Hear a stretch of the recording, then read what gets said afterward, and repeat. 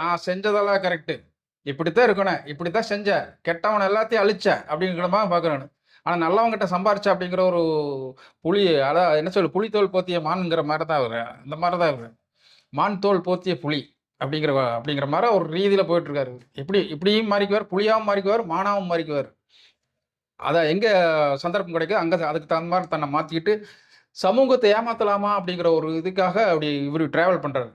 So வந்து இவருக்கு வந்து ஆட்டோ சங்கருக்கு இல்லாத ஒரு சிறப்பம்சம் என்னன்னா, இவர் வந்து நல்ல ஒரு படிப்பாளி, நல்லா எழுதுவார், சாதாரணமாக நல்ல பெரிய அவர் பணி செய்யும்போது வந்து டிராஃப்டிங் பண்ணுறது, நல்ல இங்கிலீஷ் நாலேஜ், கம்யூனிகேஷன் நல்லா இருக்குது, அந்த பாராட்டுறதுக்கெல்லாம் அதிகாரிகளே சொல்கிறாங்க.